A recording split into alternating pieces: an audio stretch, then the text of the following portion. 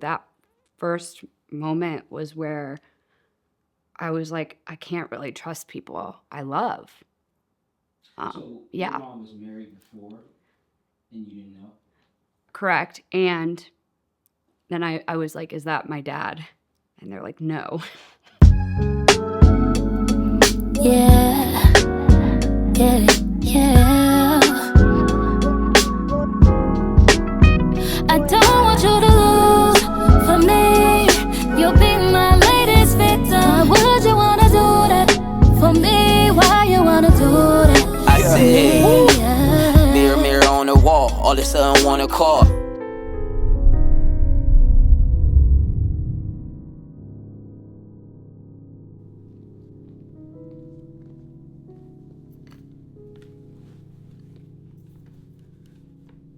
What's going on? How you feeling? I am feeling a little nervous, a little anticipatory, and a little curious on what we're going to talk about today. Well, I want to say thank you for showing up to the show. Mirror Talks. I'm grateful. Um, let's start by doing some deep breaths. Breathe in and breathe out. Breathe in. So you're breathing in your nose and out. We'll do one last big breath. Breathe in. Breathe out. Name. Ashton, What's your occupation, well, I'm trying to think how to answer this. What I want to start saying is first, I'm an artist and a creator. I want to get used to saying that more. But if we were to talk big girl job, or a 9 to 5, I am in tech. So more corporate. In your creative space, I guess, are we talking acting, singing, dancing? What are we? Yeah. So I am also a yoga teacher, which I think is a creative as well. You put together creative sequences, focus on different parts of the body, or around a certain message on how you're moving your body. So in that aspect, also creating art, I paint, and also I'm looking to get back into, and I'm already vocal performance, which is what I wanted to do with life. And now at this age, I'm trying to come back to it. So a creative, I feel, in a few ways. How old are you, if you don't mind me asking? I'm 31. Okay, that's a great age. It's a Do you little feel, bit. I guess, any pressure on like going back to that field? Is there any, I guess, are you scared? What are you feeling going back into that space? Yeah, that's something that's pretty loaded, that I have a lot of feelings around. The feelings of it's too late, despite knowing I'm 31, like how much life I have to live, right? Um, it's just a feeling that it's too late, and the more that I waited to try and get back into it, the heavier the weight was, in a sense of like dread, or my voice isn't where it is anymore, my art isn't where it is anymore, why even try? So I think I put a lot of pressure on myself to also want to make up for lost time, right? In a sense. But there is the overarching theme of it feels too late, while I also know it's not.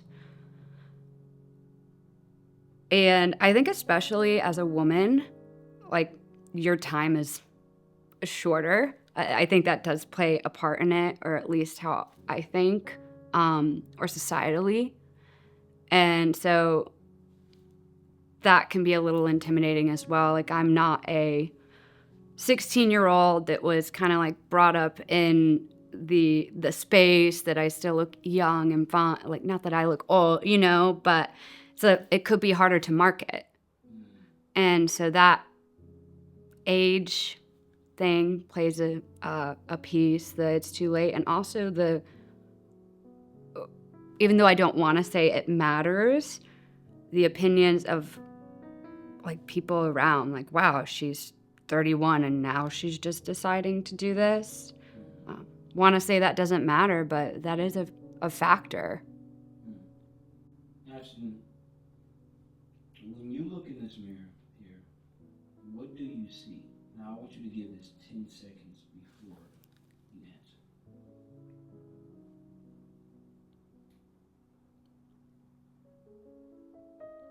I'm not really counting, so I hope I'm around the time. I see someone who's a little tired and exhausted, but optimistic.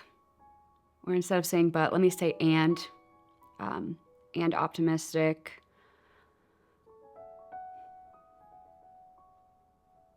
I think I see grit in my eyes, I would say.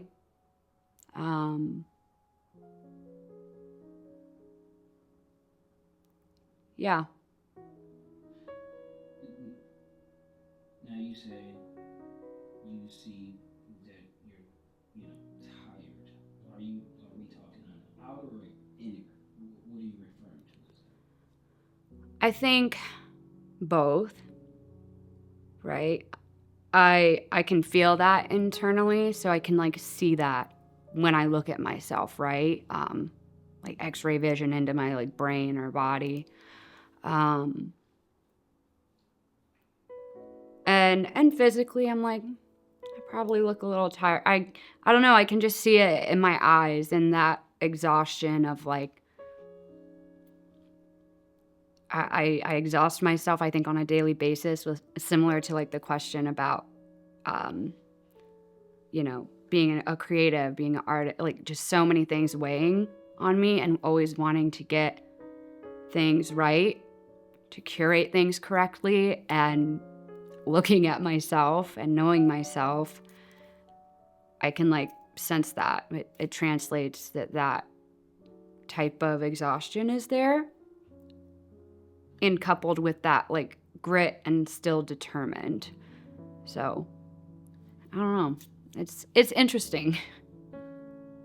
Where do you get your creative side? Like, did you grow up doing creative things around family, mom, dad, siblings? Talk to me about a little bit of your upbringing.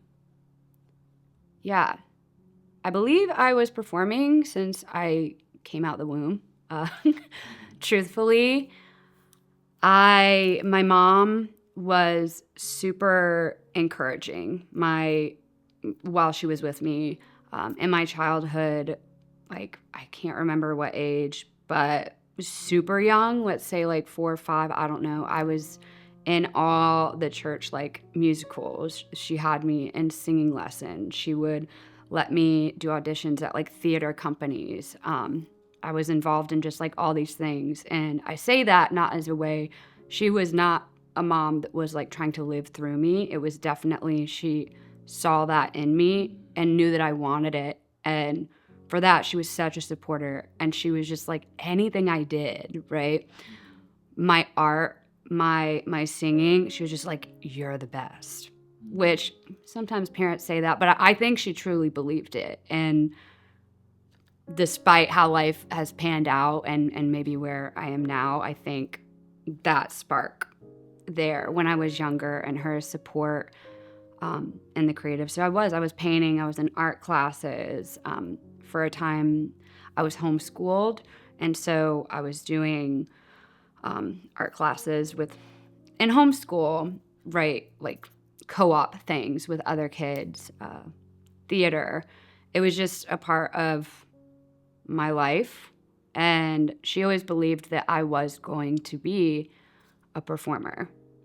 So I would say I've been that way since I was little, always putting on a show. I don't know. I love the stage. The stage is my home. I love music. It's some of the best experiences of my life. So when you say getting back to just being a creative, are we referring to the stage? Are we referring to painting? Because it seems like you got a lot of talents. Well, see, this is like part of the problem, and maybe some of the exhaustion and anxiety is feeling like you have to fit in one lane. Right. And I agree with you on that. and I want to create art. I don't know if I want it to be my main thing. Maybe I do. You see, this is where I am. I'm like, I'm open to possibilities, and yet that same openness that I have that I think I should can almost worry me sometimes. I'm like, well, if you don't pick a lane real quick, you're going to lose it all.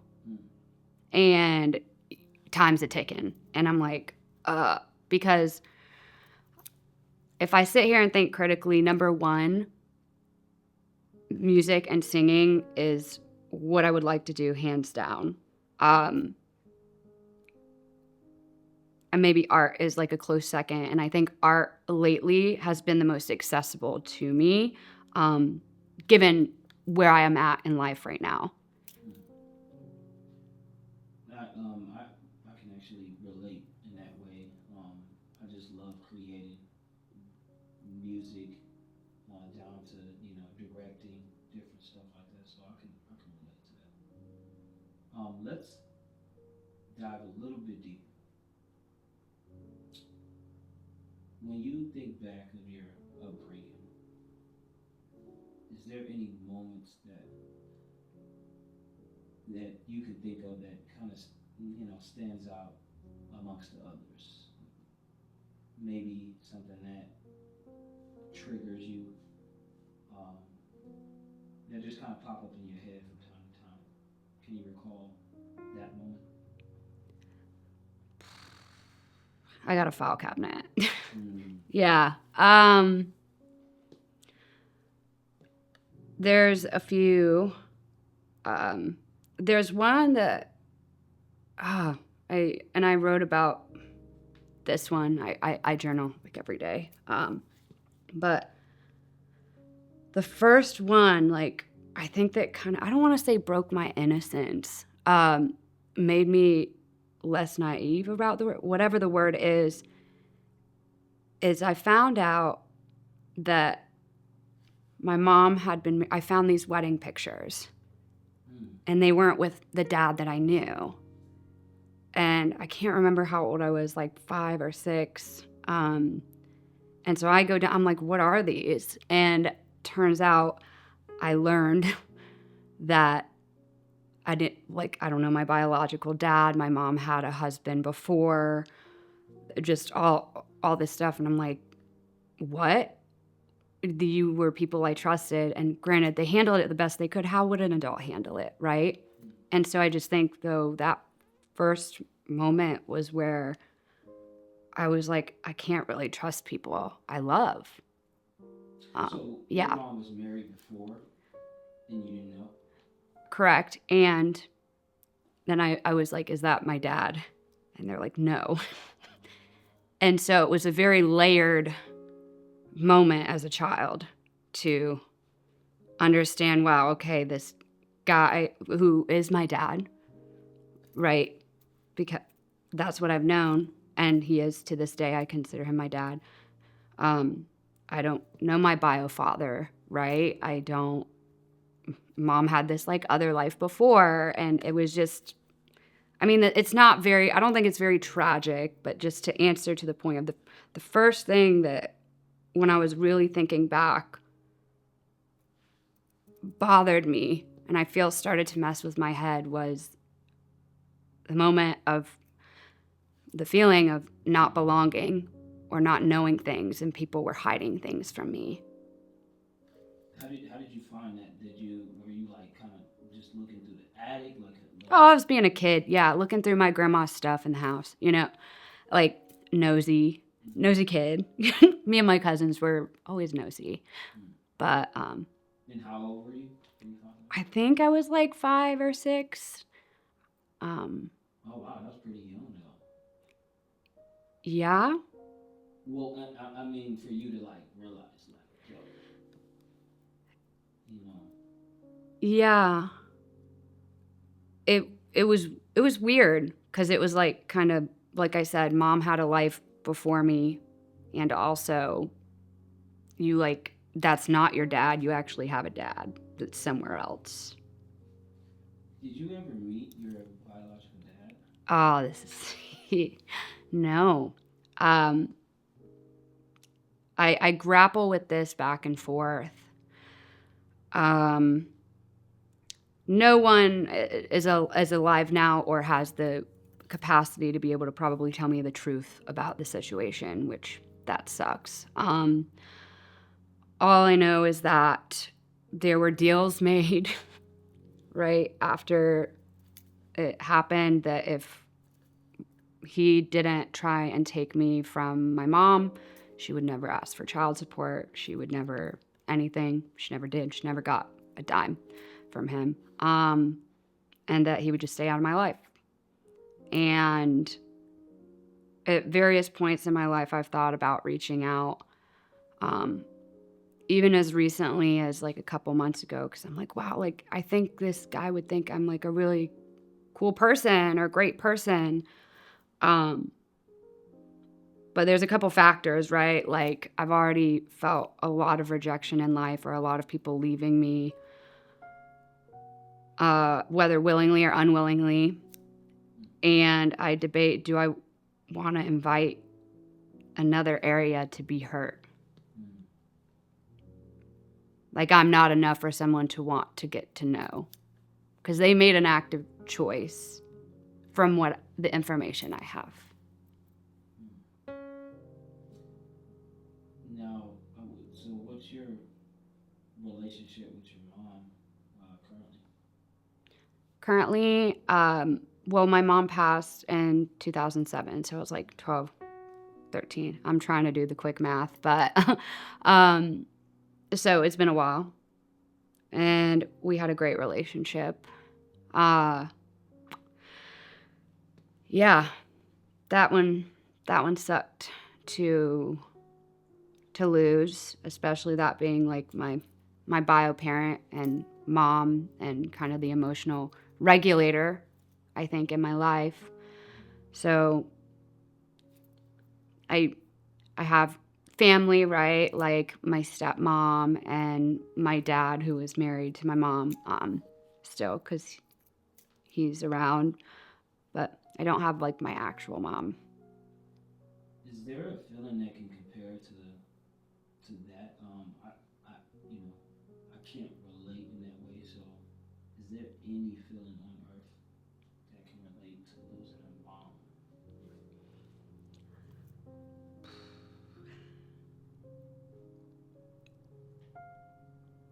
I mean, I guess I have more life to live to answer that, and so I'll go off what I have. Uh, the it's a pain that hits you when you don't expect it because at first there's the stages of grief, right? That you hit that like I remember as a kid just looking up at the moon like just crazy things. I was like I lived like this for weeks just like crying and trying to get on with life, but I just felt like she was going to come back to life. I was like this just it can't be real. This was my person. This was the only one who understood me. And it's a continual grief because like now I talk to people and they're, you know, I don't know, they're like, oh, I'm so sorry your mom died when you were young. I'm like, yeah, I know it sucks, right? Um, but that's not like the moment it hurts, you know, when people are saying that and it's I guess a nice thing to say. The moments that hurt was she wasn't there on my wedding day. The moments that hurt are she's never met my husband and there's just like a deep sorrow sometimes on any normal day. Any mundane thing could happen, and I go, the person who got me the most and that I want to see this will never have known that I became this person. And so that's the grief that I think continues and hits you And so I don't know what would compare to it because I've been through some crap, I guess, work things, like, I don't know, just things that suck. You're like, wow, that really sucks. I really would never like to live through that again. But I will say, like, it's not a gift that keeps on giving. It's the grief that keeps on giving. And you don't know when it's going to hit you. And that's the weirdest part about it. And so, I guess you kind of answered it there, but I'll ask it: do you ever heal from situations like that? I keep doing that a lot because I'm like, wow, these questions are really good. I want to think you can heal. I want to believe that. In my mind, where I like to have logic on there's an answer to everything, I want to believe you heal. I believe you could have a scab, right? But just like any scab, something could come and hit it. And then it kind of opens. So I think potential to heal, but it could be easily reopened. Ashton, I want you to admit something for me. What are you addicted to?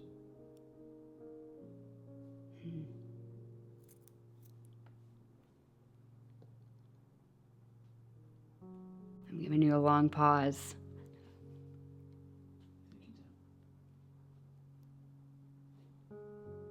Take your time. I'm trying to like put it into words.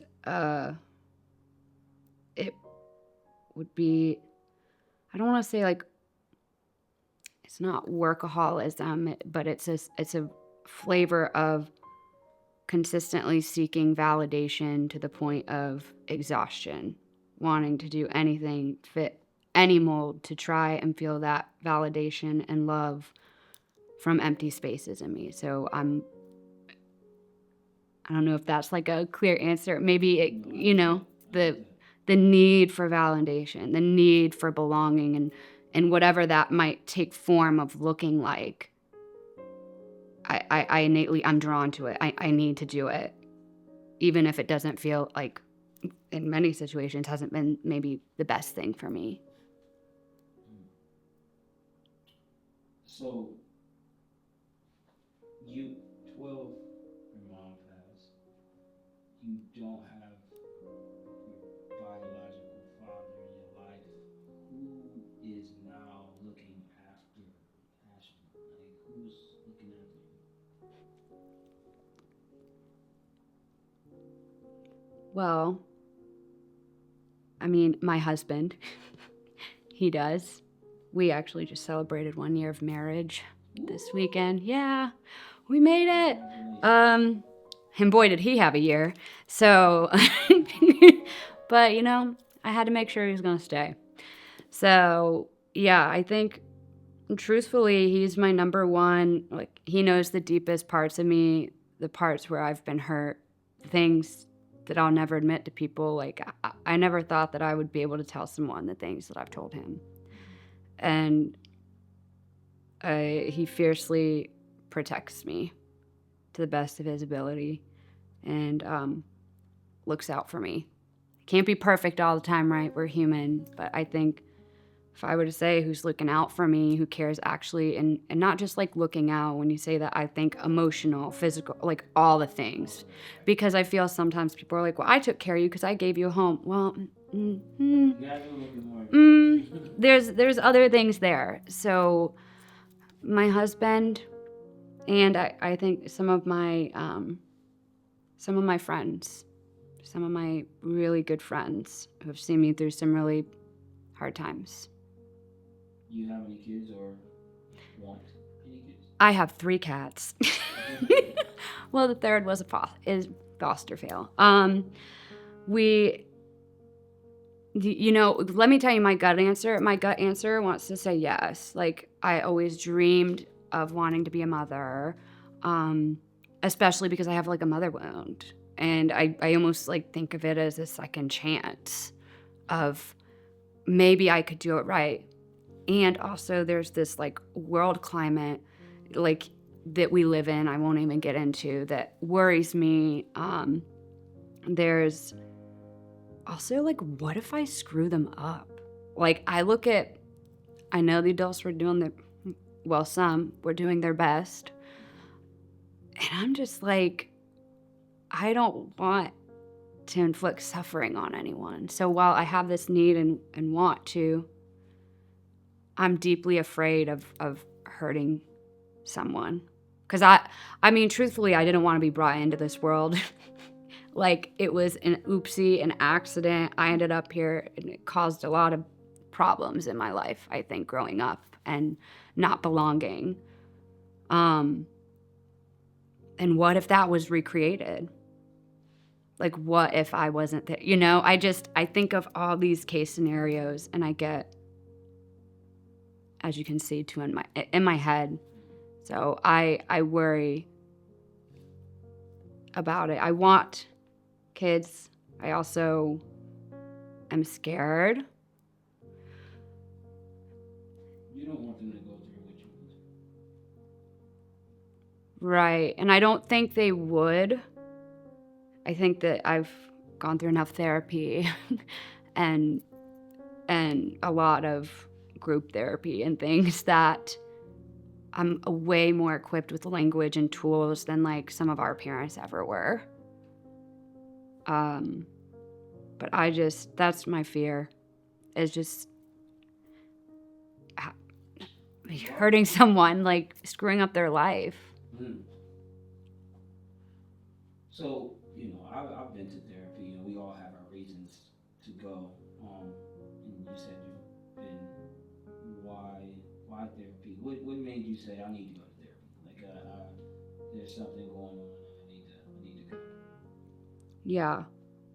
I should have gone way before I did. After losing my mom and everything, like, that wasn't a thing where I grew up. Like, no, I didn't have anything. Like, which I think is just, it is what it is.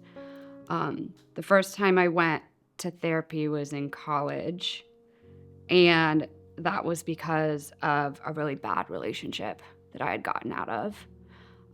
Even though I should have gone way before then. So that was kind of like the catalyst in how I got into therapy. And then I was like, okay, I'm healed. It's great. Because I was just talking about that until I was over it. Because I shoved so much stuff down. I masked. I can't. Like, so I just was like, I don't need it. Who can I talk to that they're actually going to fix my problem? Like, oh yeah, cool vent sesh. Right? And then as an adult, I think it was right before COVID hit, or maybe it was at COVID hit, when COVID hit, I got the therapist that I'm seeing now. Because that was just a really hard time. There's a lot of time to sit there with your thoughts. Things that, like, for me, I like to keep busy because, and that's one thing that people have said about me. They're like, if you keep moving, you never have to think about the things you need to think about, like, or should feel. But at that time in the world, we were all there at home. And so I started seeing her, and things with family, things with childhood, things were like coming up. And I realized, like, oh, there was a lot I hadn't talked about. So I think it was, to answer your question, it started off as being like, I'm kind of like lonely. I'm like lonely, sad. The world is ending. Let me like get some stuff off my chest. And then even through that, I was understanding that a lot of stuff that happened in my life wasn't okay, wasn't normal. And that some of my responses that I felt so bad about were actually like very natural responses, and that maybe I should have a little bit more self-compassion. And so that began the journey on like, all right, let's dive into this psyche, which has been a long one.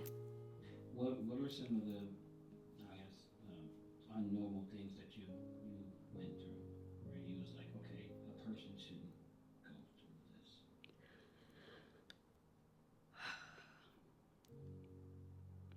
I mean,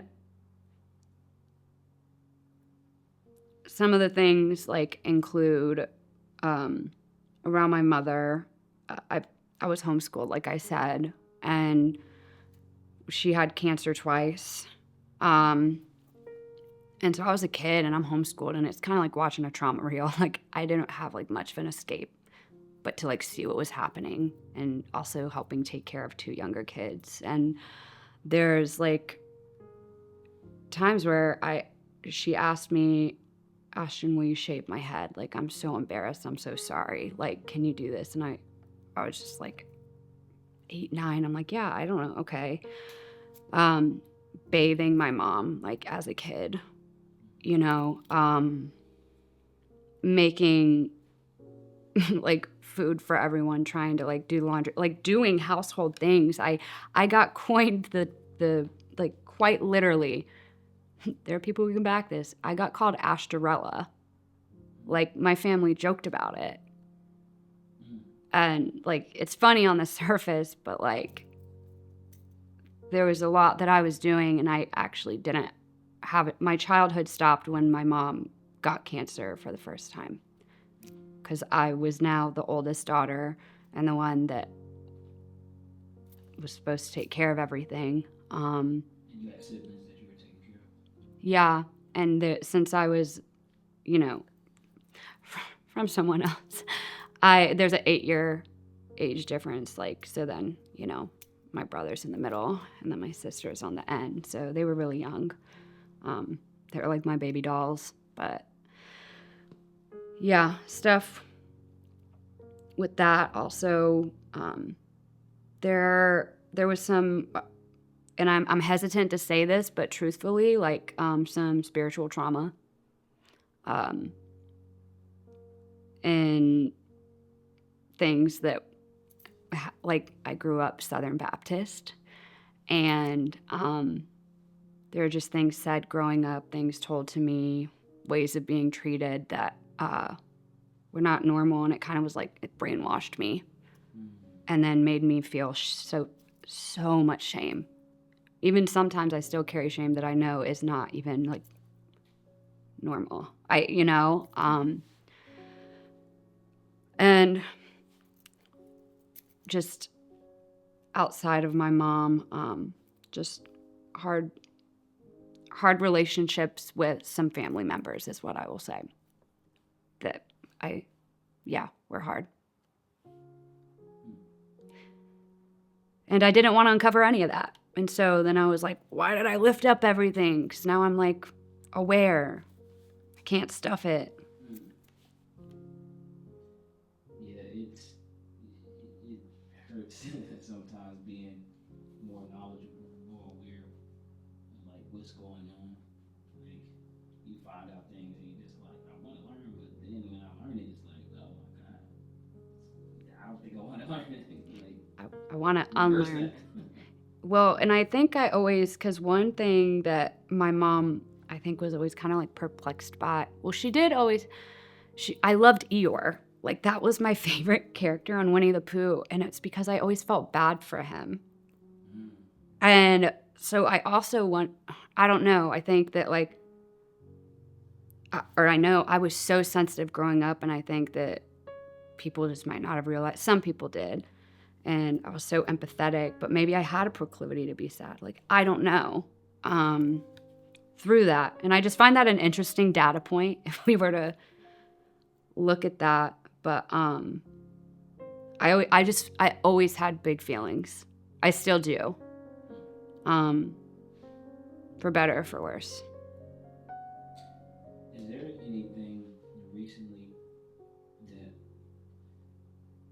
you may have went through and now you pat yourself on the back on getting out of it, or you could still be dealing with it? Yeah, there is. I feel even like taking this step and talking about it is a step of something that I'm proud of.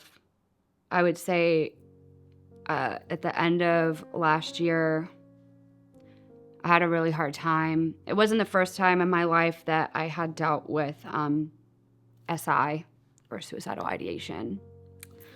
That had kind of been a trend through my life, and or self-harm.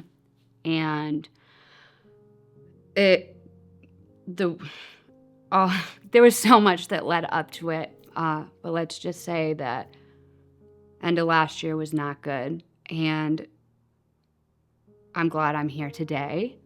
But I felt I was just living, I woke up and I'm like, I'm living my life for so many other people. Like, when was the last time I actually made a decision for me?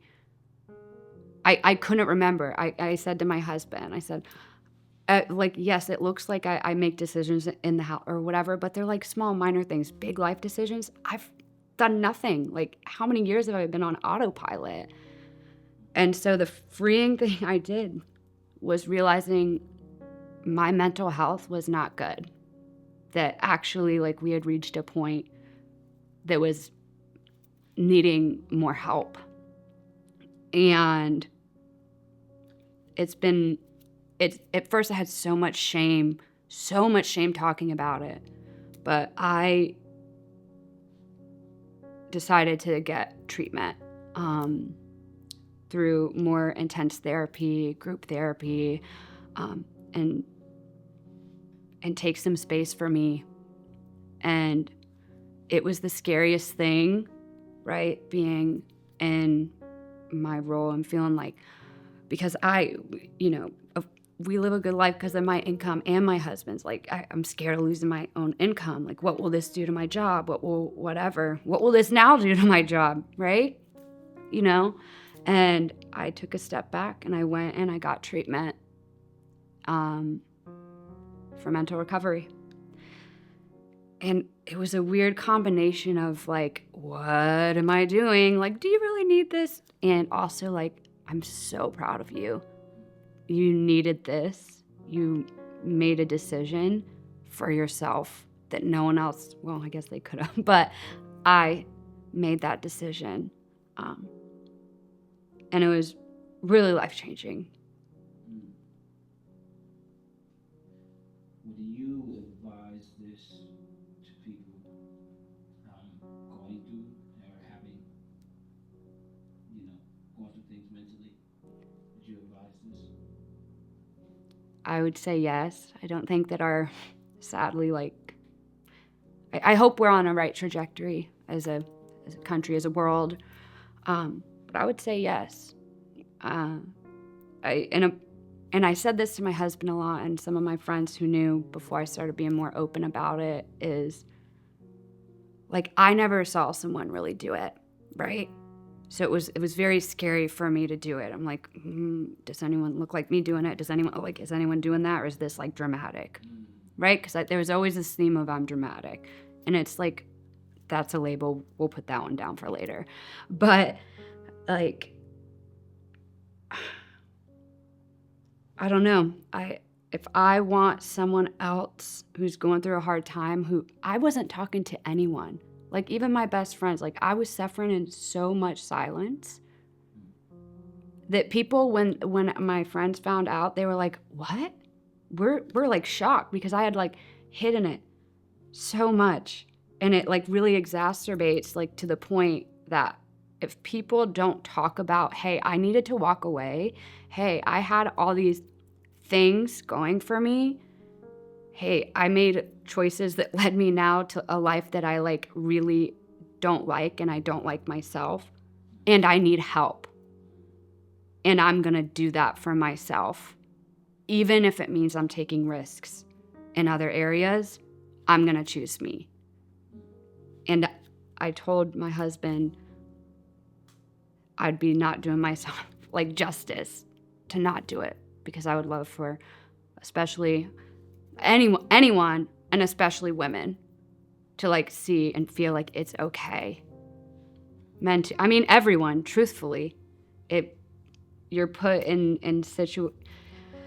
it's just so good for you to get that additional help, to meet other people in similar places that you might not have expected to see or learn things from, and how you can have, here's the healing, how you can have some healing through some things. And that lack of belonging, I found when I went to treatment.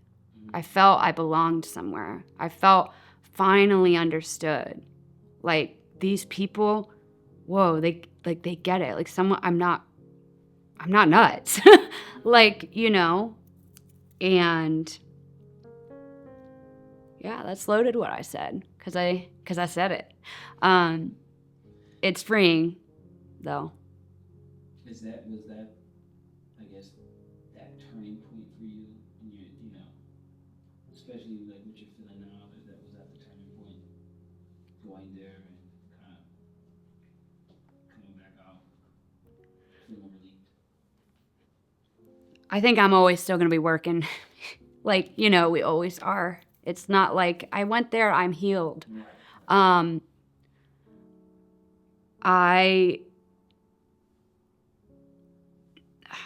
I I thought I knew so much before about psychology tools, blah blah blah, but it taught me so much more than I could have. I met so many people. I had so many like great therapists and people who just like wanted me to win, who actually kind of pushed me to feel feelings because I didn't want to feel feelings, and like kept a safe space for that. Because there was, stuff we didn't talk about, a lot more behind why I went there as well. That all came to a head, that I was able to have a safe place to finally feel it, work through it, and have other people as a support system. And so I think for that, a turning point for me here is that I feel more free. I feel more agency in my life than I have. And I want to continue to carry that and not see myself like as a victim or as anything from these circumstances, but instead someone who had situations happen, dealt with it the best I could until I couldn't anymore. And you know what? There's a humbleness in that. I was like, I can't do it. Like, maybe I need more. And making that decision and moving forward. And I think for the first time in a while, I'm proud of myself. What do you foresee for your future? Like, what's in Ashton's future? I see, I could see multiple paths, but I foresee a happy life. Not that bad stuff's not going to happen, but I foresee me pursuing my dreams, the things that I was meant to do, because I knew that from an early age. And I kind of was a sellout to get validation, back to that validation piece, and didn't do it. But now I'm equipped and I'm empowered, and I'm going to do what I want to do moving forward. And so I think there will be happiness. There will be more resilience. Yeah, it's hard to know because I'm like, it could go so many ways. But I used to think in so black and white and like need to know everything. And I kind of still do. But through this experience and through life, treatment, all that, in a way, like the ambiguity is kind of nice. I'm like, the universe is conspiring for me. That's what I keep telling myself. So maybe it has something better planned than I could even tell you. I want you to look in the mirror. And I'm going to ask you one question. Honestly, are you happy?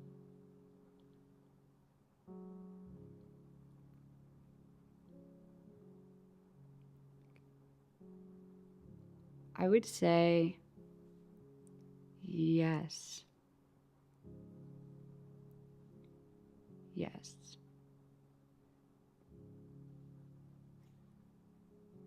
let's close things out. If you could say something to a 21-year-old younger you, Oh,